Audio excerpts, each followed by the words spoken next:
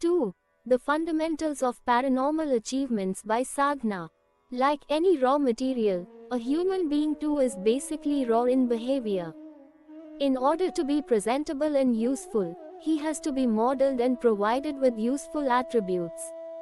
In the raw state, mud is trampled upon by all the sundry, but once shaped into a piece of pottery, toy or statue, its inherent characteristics become manifest and it is appropriately utilized. In his raw state, the status of a human being is not better than any humanoid animal. At times, he is found stooped down to such a low level that he is considered more despicable and pitiable than an animal. Such an individual is always exposed to sufferings. On the other hand, he continues to be a source of unhappiness to the associated persons. Throughout his life, he remains a burden on family and society who feel relieved on his death. On the other hand, when a person develops his inherent talents well, and imbibes a high degree of morality in character, he emerges as the supreme creation of God.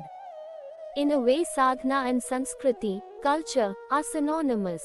The process comprising upgradation of physical activity, improvements in the levels of discriminatory thinking and inherent empathy combined with conversion of animal instincts into divine traits, is the art and science of sadhana.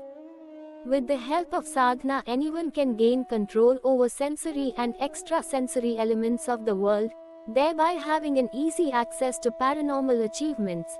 Thus he becomes a self-realized, Siddha Purush. The iron ore mined from the earth contains only rock material in its raw state. For extracting pure iron, this ore is required to be purified in a smelter. The raw ore is of no use. It can neither be utilized as rock nor as iron, whereas after smelting the purified iron can be molded into a variety of implements, components of machines and parts of weaponry. This is how the utility and importance of the raw ore bodies are enhanced. The chemists and druggists manufacture many medicines like Loha Sawa, Loha Bhasma, Mandur Bhasma, and other iron tonics in which this ordinary iron is an essential constituent which ameliorates the sufferings of many chronic patients. The credit for transforming the ordinary, insignificant earth material of iron ore into useful steel can only be given to the heat treatment of the smelting process.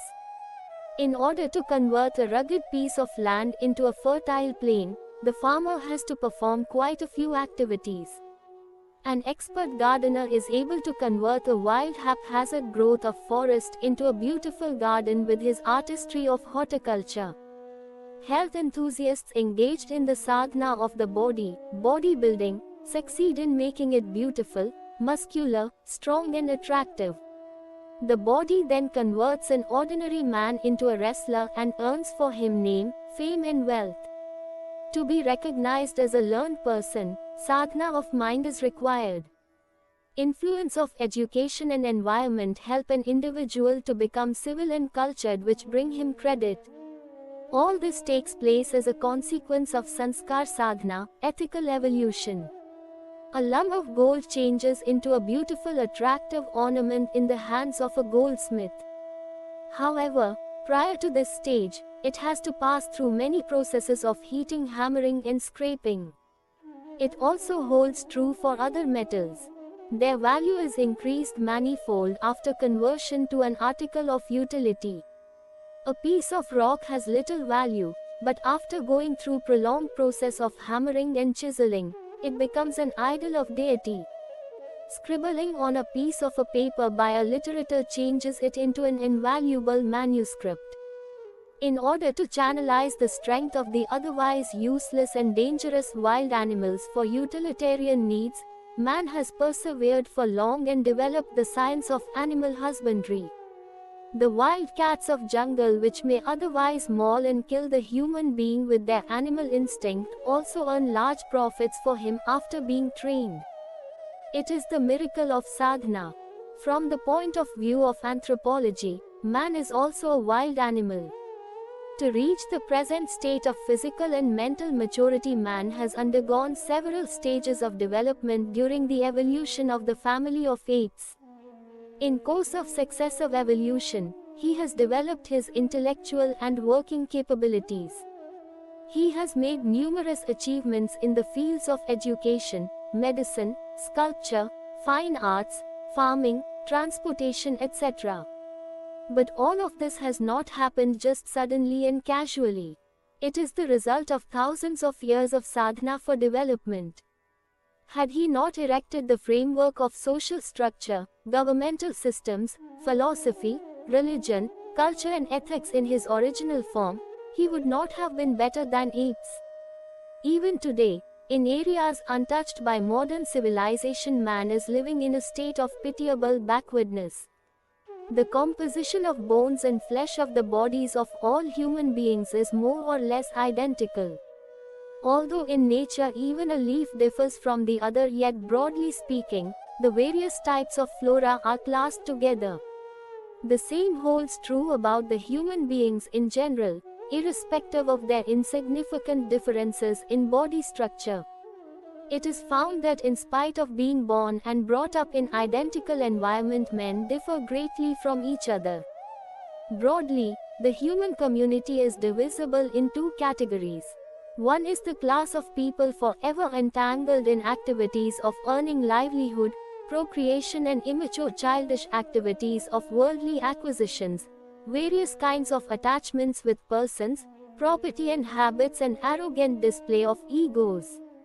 This category of people may earn distinction of being affluent, educated, holding high offices or renowned artists, but this much is not sufficient to make them distinctive amongst the mankind. To earn distinction as a superhuman in the human community, one has to have a high character. These are the people who refuse to follow the crowd and its dogmas, and on the contrary take a pledge to be the navigator for the millions caught in the tempest of adversity and unhappiness. The wise belong to this class.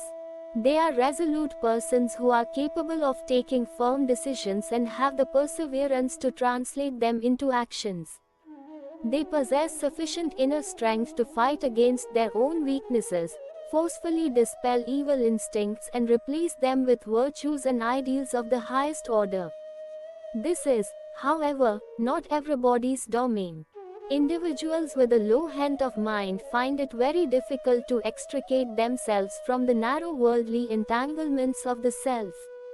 They are forever following the crowd and its dogmas. They lack the courage to charter their own independent course of action in the wide arena of countless opportunities.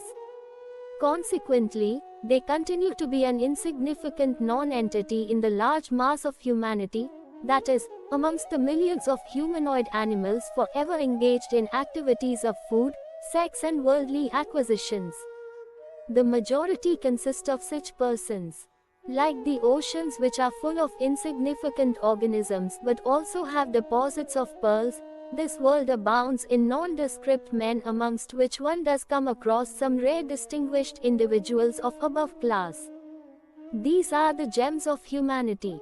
Whenever a human being is evaluated, he is weighed on the scales of piety and talents.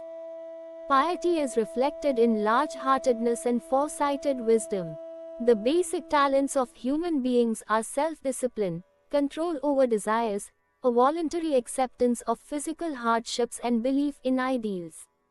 Those who succeeded in this acid test have earned distinction in the society. Their names are carved in human history in golden letters. On the other hand, those for whom their own physical existence was supreme and who had chosen to rot in the swamp of worldly desires and attachments, have at the most found recognition amongst people of their own kind. The latter have always been regarded by the wise as immature, irrespective of their worldly attainments.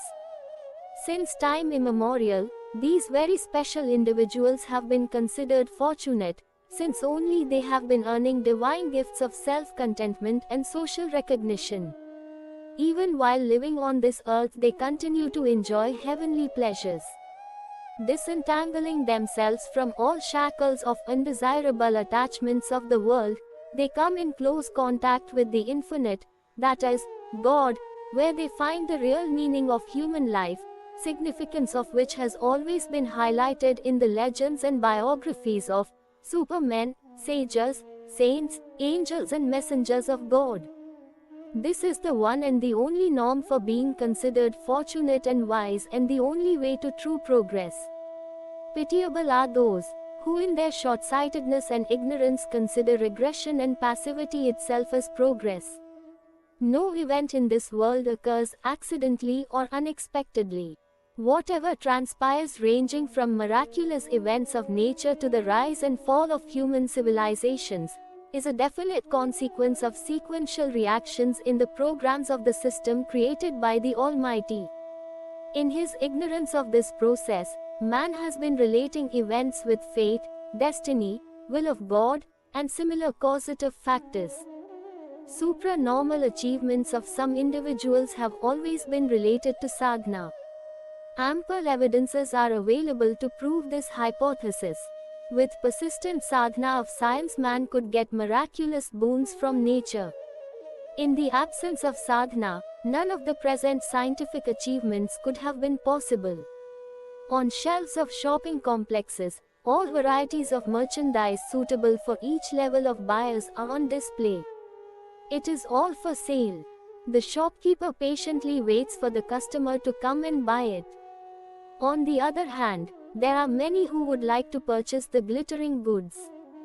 The window shoppers pass by casting a longing glance, stopping for a moment to have a closer look, moving away reluctantly because of inadequate financial capacity to buy the goods. This is a piquant situation. The salesman is eager to sell and the customer is equally eager to buy. Then why there is no coordination? The paradox is simple to explain. The customer does not possess commensurate resources to purchase the goods. Let us take another example. There are thousands of girls in the society to be married.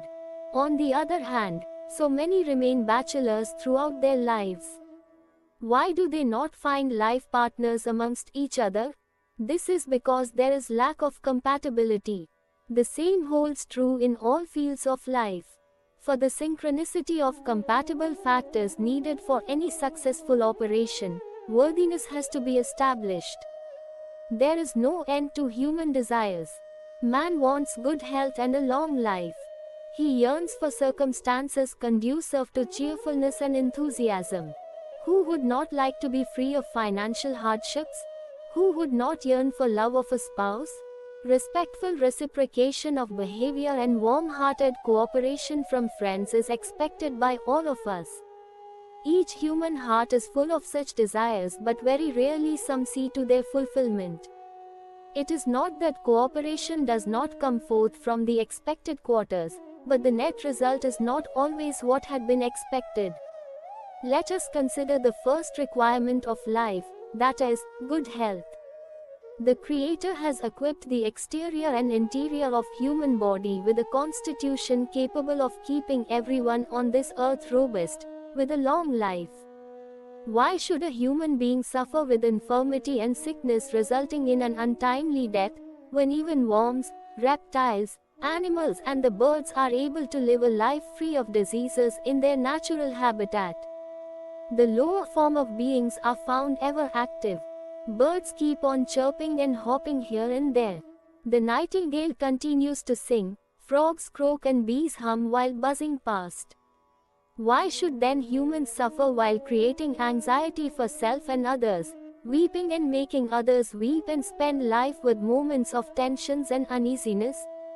What is the propriety of utilizing the enormous capacity of human mind in creating tides of tensions and despair when it is capable of generating and spreading fragrance of happiness all around?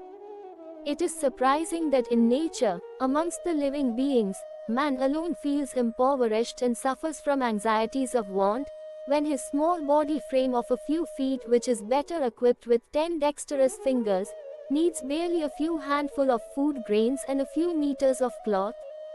When even the lowly birds and animals of the biological kingdom like pigeons and deers have learned to live amicably and compatibly in large flocks, why families and small groups of men have created mini asylums for themselves, characterized by abnormal behavior and ill will?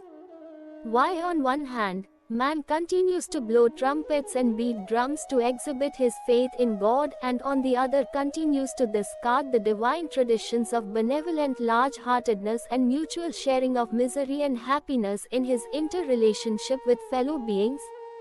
World is full of comforts and luxury. Most of us aspire to acquire as many of these conveniences as is possible within our means. However, at times this yearning is found to exceed decent limits and a tendency develops for acquisition by force. Why does it transpire? Why should the nearest and dearest prince of the Creator behave so irresponsibly and live in such pitiable conditions full of misery in utter helplessness and disgrace? This apparent paradox has very simple explanation. For each and everything of this world, a price is to be paid. Man receives his body, life force, earth, sky, sun, air and clouds as free gifts of the nature, much before he is born. For later acquisitions, it is mandatory to do perseverant hard work associated with total physical and mental involvement. In addition to this, for greater achievements, another important attribute is needed. It is the magnetism of a mature personality. Essentially, this is the force that attracts the desired successes. Besides, there is not an iota of doubt in the belief that each drop of sweat is comparable in value to a diamond or a pearl, and if associated with total dedication, it is found to produce miracles after miracles. Coordination of these two attributes provide a person with merit or worthiness. Hard work, dedication and persistent endeavors to imbibe a high level of morality are the virtues to be regarded as invaluable wealth locked in a safe of character, which can always be encashed for success and excellence at all levels and in every field of life. There is no other alternative. How on earth, without any efforts, can an undeserving expect a change in his fate towards greater prosperity? Is it possible for the rainwater to accumulate on a mound or for vegetation to grow on a barren rock? Even a downpour during the peak of monsoon would not be able to do it. For a blind person who does not have the capacity, merit, to see, this beautiful world continues to be eternally dark. An individual who has damaged his eardrums is forever deprived of the sound of music. This is because he does not possess the capacity to hear. This world, which is one of the most beautiful and coordinated system created by God, would appear in disorder to a mentally deranged person. He does not have a capacity to think properly. The wise understands that since it is impossible to remove all the thorns from the path, one has to protect himself by wearing shoes. To see the world in the color of your choice, there is no other way but to choose spectacles of desired color. World is like a mirror. Whatever happens in it is in fact one's own reflection. Had it not been true, between two neighbors living in the same environment, one would not have been blessed with success and the other cursed with failure. The world is like an echo from a well. Here one's own actions keep on reflecting back as reactions. One who believes in the efficacy of sadhana in life must first imbibe unqualifying faith. This is the basic element constituting the roots of sadhana. Cultivation of total faith indicates a good beginning.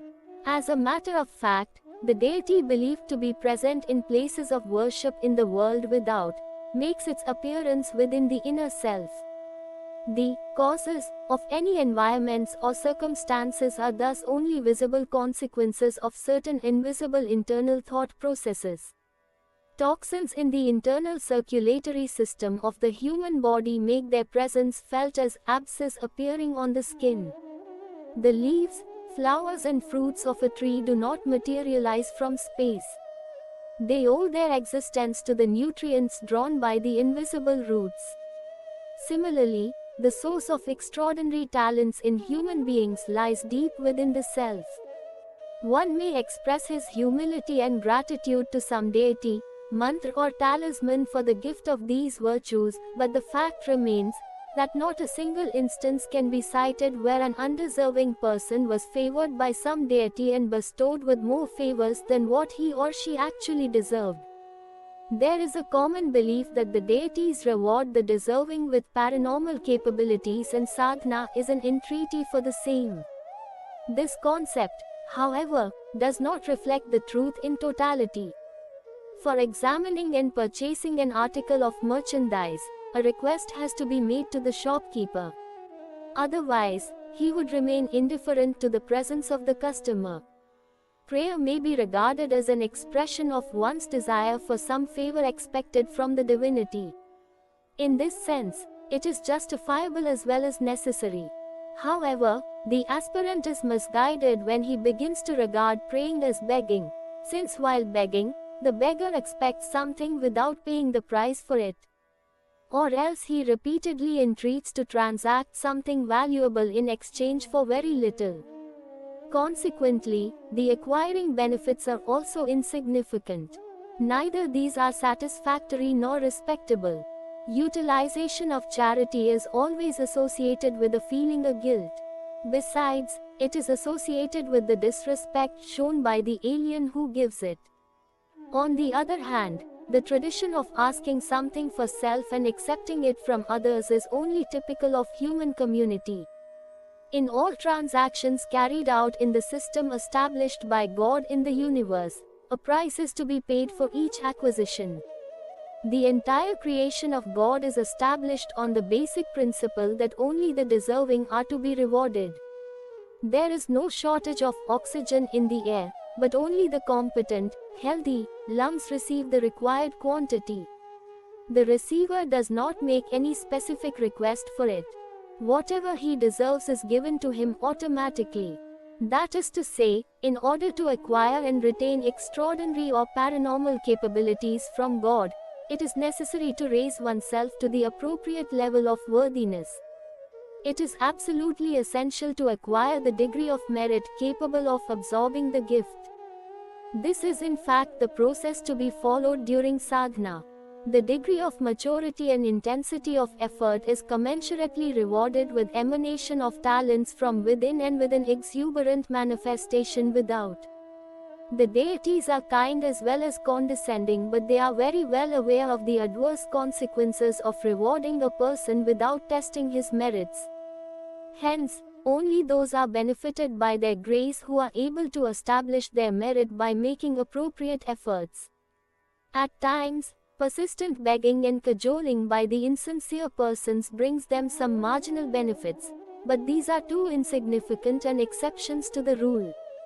The non-deserving do not prosper even from unearned large wealth or property obtained from extraneous sources like inheritance. For such persons, wealth is seen wasted by indulgence in vices producing unfavorable circumstances for the beneficiary.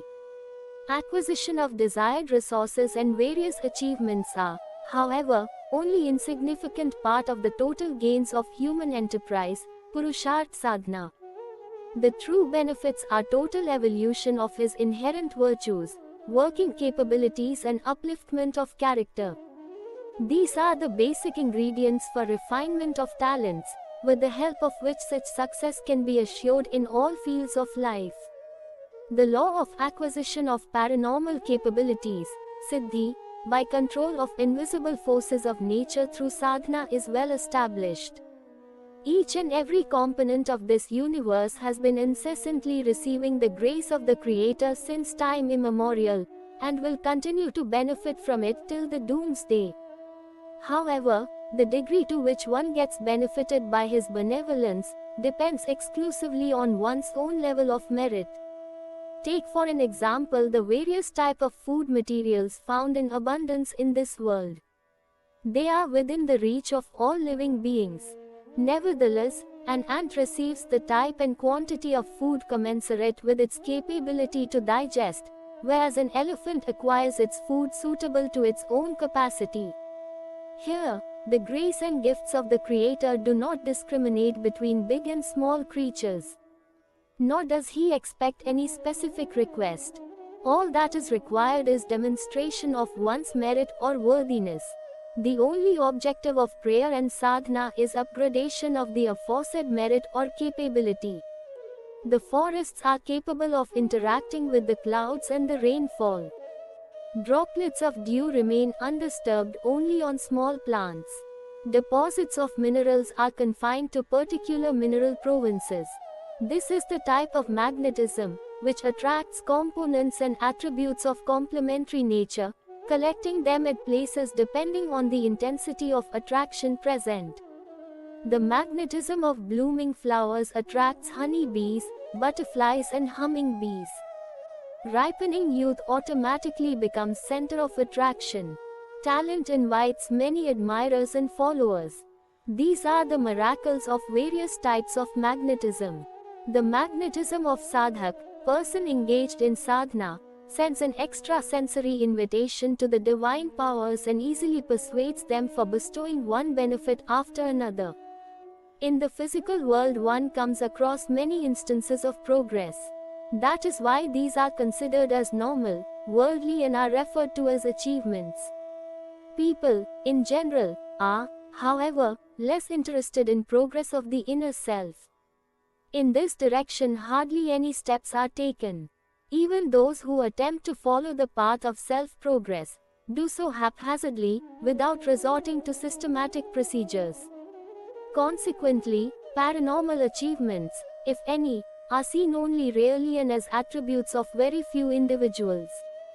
Whatever unusual happenings come to notice, are looked upon with curiosity and are considered as miracles.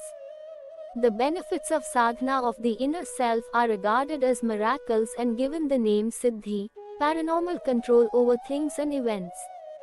As a matter of fact, sadhana of the inner self culminates into uncovering of the deep-seated shells of superconsciousness, Chetna, with consequent awakening of dormant powers. These powers are helpful in extraordinary paranormal achievements. Siddhi. There are two sources from which the currents of Siddhi flow. It comes both from within the inner self and also as the grace of God from without. His, or her, grace bestows innumerable benefits on aspirants. In the same manner, the process of self-evolution activates the dormant capabilities of a person, as a consequence of which those paranormal attributes come to light which are not within the reach of people in general and about which they hardly know anything. The inner self of human entity has immense capabilities. In a way they are comparable to those of the Creator. The future of a large tree remains assuredly preserved in its small seed. Structure of a small atom with its revolving electrons and protons is comparable to that of solar system. Roots draw nutrients from the earth to keep the tree green, flowering and fructifying. Although roots are not visible and are buried in the ground, yet everyone knows that tree is only the frame, the source of beauty and potentiality of which is totally confined within the invisible roots. The small existence of soul is as much potent as omnipresence of God. A human being in fact, grows within. Whatever he appears externally reflects and testifies the progress within. The dormant power of beings are activated and strengthened from within the inner self. Once activated, they gush outwards like mountain rivers emerging from the interior of the glaciers.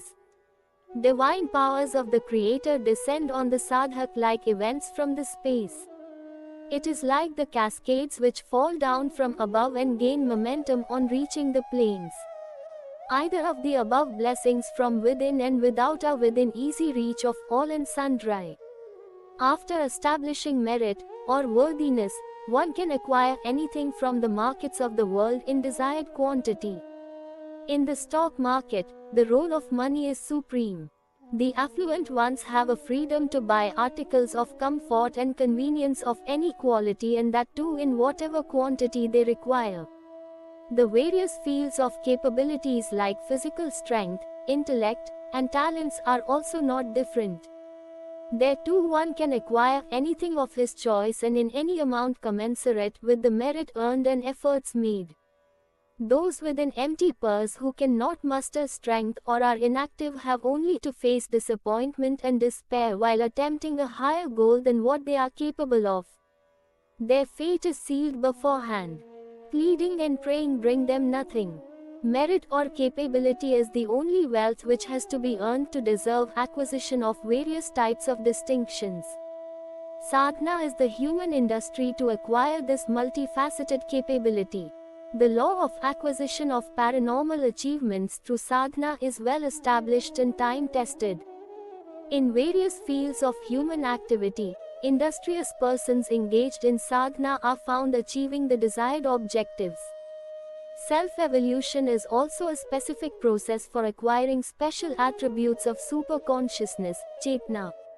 The principles for success in this field are same as those for the achievements in the material world. The sadhaks practice sadhana of life, Jivan Devta. They endeavor to upgrade both internal and external facets of life to an equally higher level, from their normal raw state. A change of outlook towards idealistic thinking makes them beautiful and systematized. Replacement of wild growth of vegetation with a garden, taming of wild animals and changing a raw material, or being, into a balanced utilitarian object, or being, is called culture. The miracle of progress seen all over the world is the result of this very process. Creativity has been the basis of comforts and resources. The objective of sadhana is to make oneself a repository, kalpvriksha, of virtues. Human life itself is an apparent deity. Those who attempt sadhana of life are assured of superhuman achievements in material world, siddhis, and paranormal capability with control over the elements of nature and events, riddhis. On the other hand, the misguided, who keep on prostrating, flattering and entreating their imaginary deities, are ultimately found disgusted, expressing their disillusionment in despair. The wise are advised to choose reality, however harsh or unpleasant it may appear.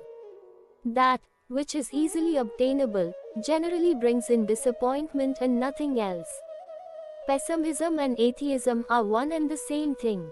Those who aspire for greater achievements without much effort may initially appear to be believers, but are finally found changed into as atheists. This is because the laws of nature are not subject to change to suit the whims of some impatient greedy persons. Had it been possible to make great achievements with the help of shortcuts, of religious rituals without developing talents and paying the price by hard work, none in this world would have dared to follow the difficult path of character development and imbibition of high ideals. Therefore, it should always be remembered that life is the deity. The earlier and more comprehensively this reality is understood, the better it would be for the betterment of life. The sooner one develops faith in this eternal truth and begins to imbibe it in his life, the fortunate he would be considered.